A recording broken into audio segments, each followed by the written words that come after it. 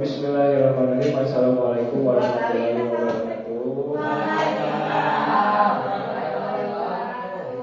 Alhamdulillah, puji dan syukur kita panjatkan kepada Allah karena berkat rahmat dan hidayahnya kita bisa berkumpul pada hari ini.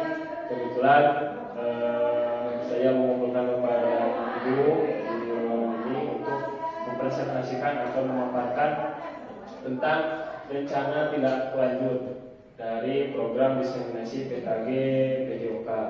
Nah,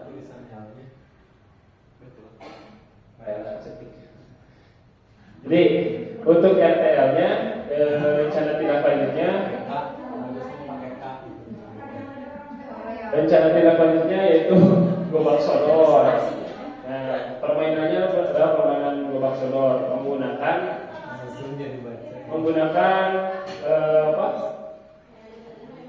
model pembelajaran SEM, Sport Education Model. Nah, lanjut.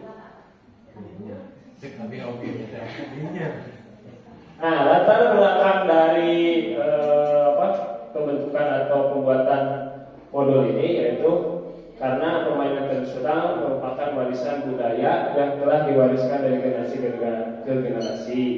Dulu permainan ini menjadi bagian yang tak terpisahkan dari kehidupan sehari-hari dari masyarakat kita. Banyak permainan tradisional, contohnya ada egrang, terus ada egrang yang dari kayu, dari batu, dari kaleng bisa, kan? Terus nanti dia sapintrong, sempat lamanya kan, kalau rumah, terus boy-boyan, cokak juga termasuk dari permainan zaman dulu, jangan malah disiram ya.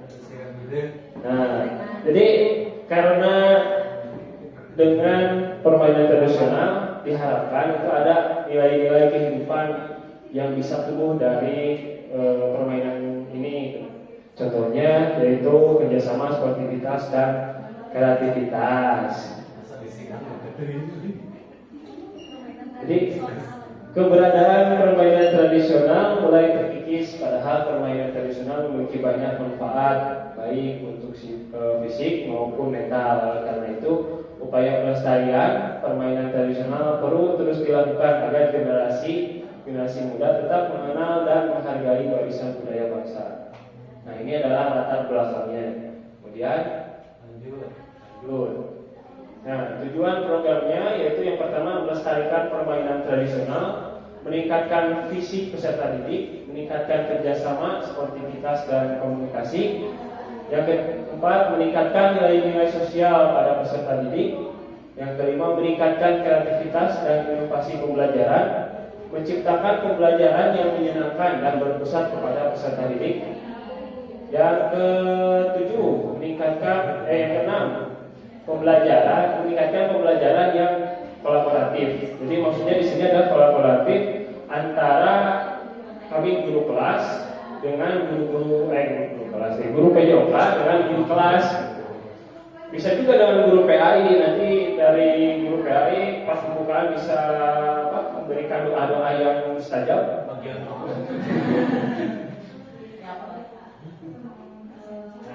Untuk capaian langkah dan hasil yang diharapkan pada tiap tujuan, yaitu yang pertama capaiannya pemahaman tentang permainan tradisional gobak sodor. Kalau sudah nama galah asin menurutnya Bu. Sudah nama galah. Tapi kalau biasanya mah galah asin gobak sodor itu gitu. Iya. Oh itu kucing sumput. Beda dia. Yang kedua, pemahaman tentang aturan permainan gobak sodor, peningkatan kemampuan fisik, peningkatan kemampuan sosial, dan peningkatan kreativitas. Kemudian langkah-langkahnya, yang pertama perencanaan program Banda itu namanya budayakan kawinan Sunda. Yang kedua, pengenalan permainan tradisional gobak sodor, praktik bermain permainan tradisional gobak sodor, refleksi dan evaluasi. Kemudian pelaporan dan dokumentasi. Betul ada yang tipe itu. Yang ketiga, hasil yang diharapkan. Nah, hasilnya yang diharapkan yang pertama meningkatkan pemahaman siswa terhadap permainan tradisional. Yang kedua, meningkatkan hubungan sosial peserta didik, meningkatkan kreativitas peserta didik, meningkatkan motivasi belajar peserta didik, meningkatkan kondisi fisik peserta didik, dan yang terakhir meningkatkan kolaborasi guru di sekolah lewat KBS. Jadi KBS itu adalah komunitas belajar sekolah. Lanjut. Nah, untuk struktur program dan mitra dalam komunitas belajar, yang pertama itu target pesertanya adalah kelas 5, seluruh kelas 5. Jumlah peserta didiknya kira-kira ada 70 lebih, 75 sampai 80 lebih. Nah, usia peserta didiknya 10 sampai 11 tahun. Untuk pengaturan program, nah kita yang pertama adalah lapangan sekolah untuk pelaksanaan kegiatan Gobak Sodor, kemudian kelas untuk sesi pengenalan diskusi dan refleksi permainan tradisional Gobak Sodor. Kemudian waktu pelaksananya itu dilaksanakan pada kokurikuler, jadi setelah pembelajaran intrakurikuler. Kemudian perencanaan modul, sosialisasi, tes diagnostik awal, pelaksanaan perayaan akhir musim, umpan balik dan evaluasi. Nah, kemudian untuk yang ketiga mitra, yaitu KBS. KBS upami kombal sekolah, komunitas belajar sekolah. Itu peserta didik. Para pendidik SDN 148 Cibaduyut. Kemudian guru PJOK sebagai fasilitator, guru kelas pada mata pelajaran bahasa Sunda, yaitu ada Kaulinan Berdak. Ayah. Bu. Harusnya Bu. 100. Mana tuh? Kemudian guru PAI sebagai pembimbing doa sebelum dan sesudah pelaksanaan. Ayah doa mula. Kan dari awali dengan doa, diakhiri dengan doa.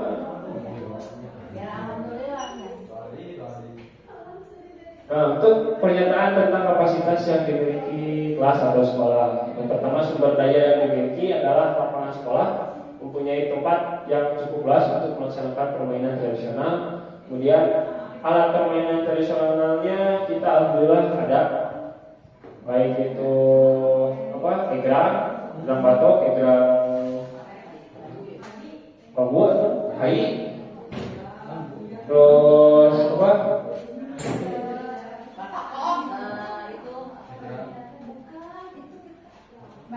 bakya tentunya.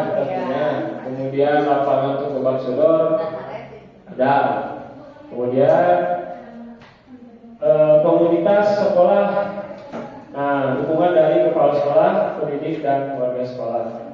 Kemudian pemanfaatan asetnya yaitu lapangan sekolah dan alat-alat peraga. Kemudian dari segi guru memfasilitasi peserta didik dalam pelaksanaan dan refleksi. Kemudian orang tua memfasilitasi peserta didik dengan moral, itu dengan dukungan semangat. Lanjut.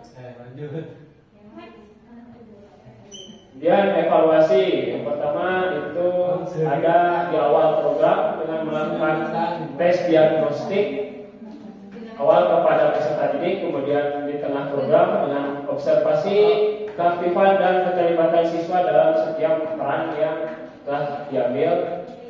Yang ketiga, akhir program setiap peserta didik merefleksikan peran dan pengalaman mereka saat pelaksanaan.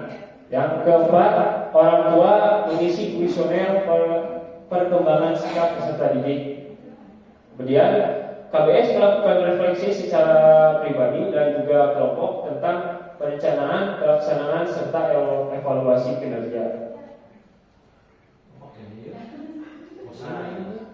Rintangan dan solusi. Yang pertama, rintangan dari pelaksanaan RTL Gobak Sodor. Yang pertama itu cuaca tidak menentu, karena kadang siang hujan, bahkan jam 10 atau jam 11 itu udah hujan. Tapi solusinya yaitu memindahkan jadwal atau mengatur jadwal dengan melihat perkembangan atau situasi cuaca terlebih dahulu. Yang kedua, peserta didik kurang aktif dalam permainan karena kesulitan dalam memahami aturan. Solusinya adalah menyederhanakan peraturan permainan tersebut. Saya speaking dulu dong. Nah, SPK-nya ini. SPK-nya ini. Mati istisan. Nah, maka Bapak Ibu barangkali ada pertanyaan tentang rencana tindak lanjut dari permainan tradisional Gobak Sodor. Maka Bapak Jena pada ayah ini harusnya. Badai. Nah, Itu badai Padang, badai nasi kotak gitu. Padang bro. Padang, mungkin ini ngerti aja di konten. Jadi maka ada yang mau ditanyakan Bapak Ibu tentang program RTL Gobak Sodor atau mungkin mau apa? Memberikan umpan balik dari Bapak Ibu tentang RTL Gobak Sodor. Misalnya tindak lanjut Gobak Sodor. Apa Jena? Bisa? Ya, iya.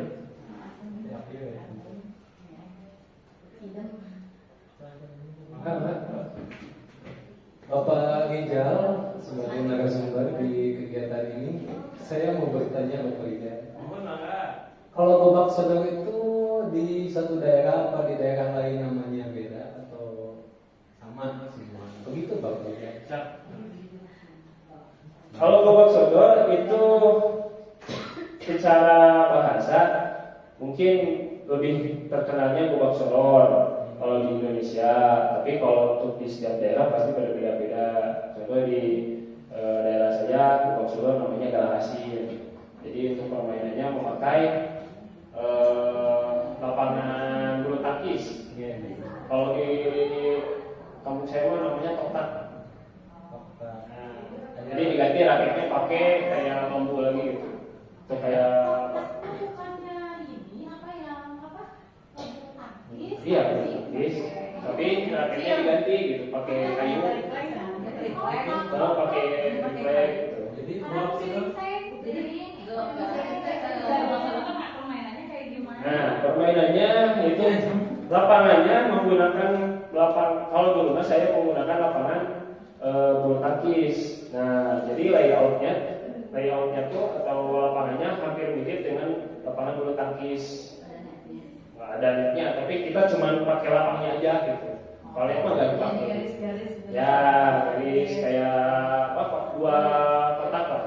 Kayak 1, 2, 3, 4 kotak. Nah, satu ronggunya itu bisa berisi 5 sampai 6 orang.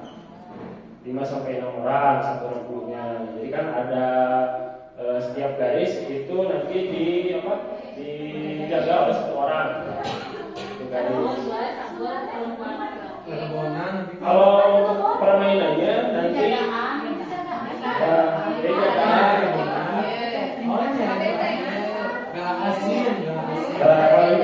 kalau bebentengan beda lagi gitu.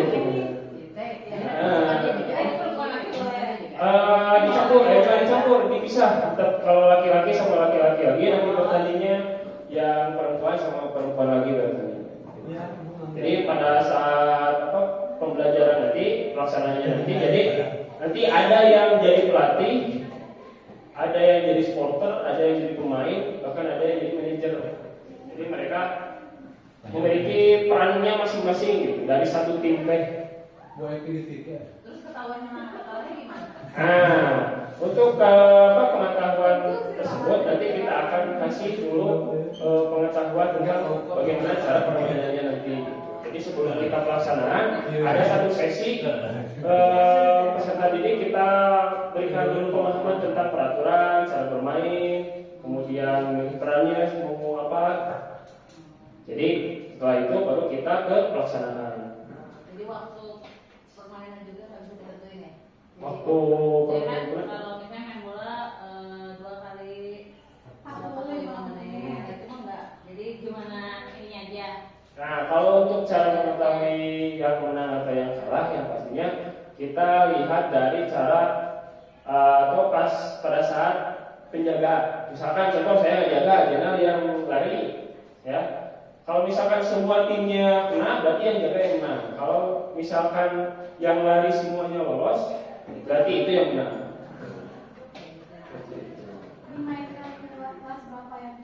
Kelas bawah boleh? Kalau kelas bawah itu belum bisa. Nah, jadi targetnya adalah kita